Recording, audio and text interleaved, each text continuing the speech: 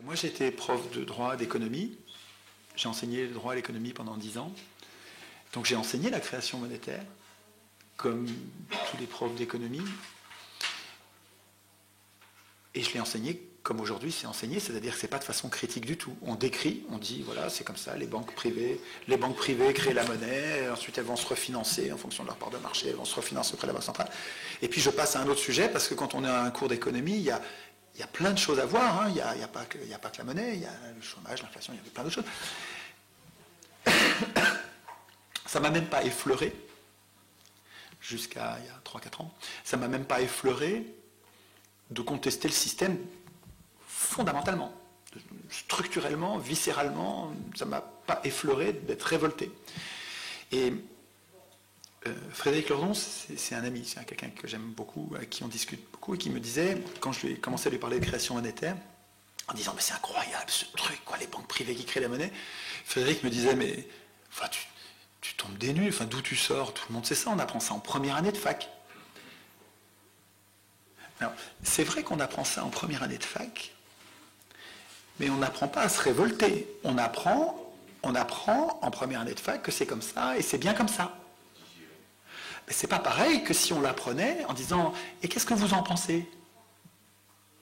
Parce que quand vous voyez comment ça marche la création monétaire, mais il y a de quoi descendre dans la rue et foutre le bordel, un bordel noir. Enfin, c'est incroyable. Le cas caricatural, c'est les Américains. Les Américains, avant 1913, ils avaient une banque centrale, mais qui était encore sous contrôle des citoyens, plus ou moins. Et puis, ils n'avaient pas d'impôt sur le revenu. Ils n'avaient pas d'impôt sur le revenu. La même année, 1913, alors je veux dire, ils peuvent marquer cet anniversaire d'une pierre noire.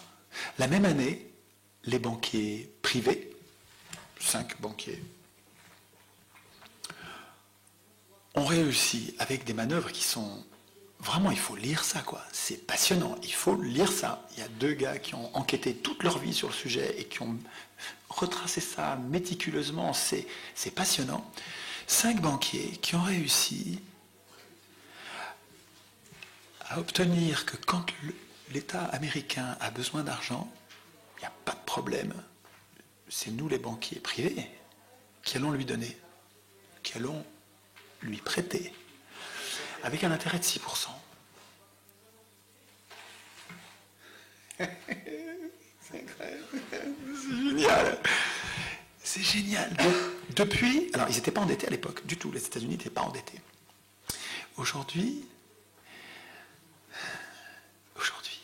la Fédérale Réserve, alors ils ont décidé de s'appeler Federal Reserve pour que ça ne sente pas. La banque centrale privée, les Américains ne voulaient pas de banque centrale, ils ne voulaient pas la domination de Wall Street, ils ne voulaient pas, ils savaient que c'était dangereux, ils n'en voulaient pas. Et ils ont fait un truc malin, ils ont dit on va l'appeler Federal Reserve. Mais ils ont gobé ça, ils ont voté ça à Noël à l'arrache, ils se sont fait enfumer. Et alors depuis, la dette ne fait que grimper, mais grimper. Et la même année, ils ont inventé l'impôt sur le revenu. C'est le même président Wilson qui a mis en place les deux.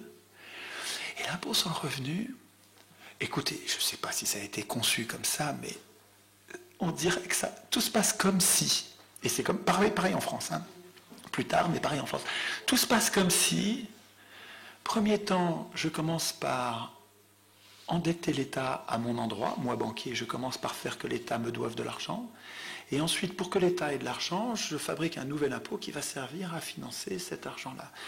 Et finalement, je fais bosser les Américains pour moi, quoi, hein, et moi, je continue à faire rien d'autre que m'acheter mon yacht, mon machin, comme Veblen disait.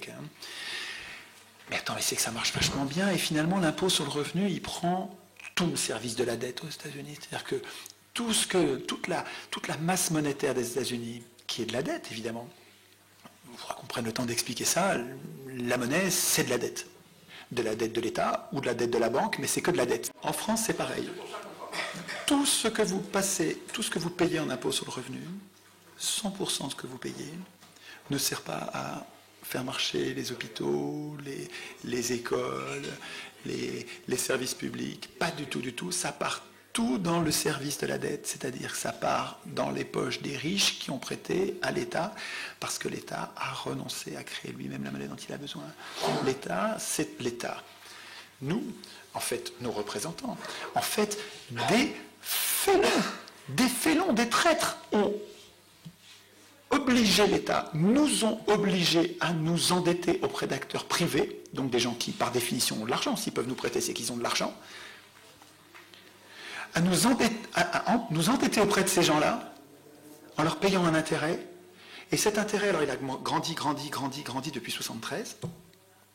Et si vous regardez les déficits, alors les déficits de chaque année, ils sont égaux au service de la dette. C'est-à-dire que s'il n'y avait pas la dette, on serait resté à peu près, grosso modo, on serait resté à peu près à l'équilibre, à peu près. C'est-à-dire qu'en fait, le déséquilibre, c'est la formation de la dette et le service de la dette, pas le remboursement. C'est inaccessible le remboursement, ça fait trop d'argent. Le service de la dette, juste les intérêts, l'État le prend par l'impôt sur le revenu et le donne aux riches.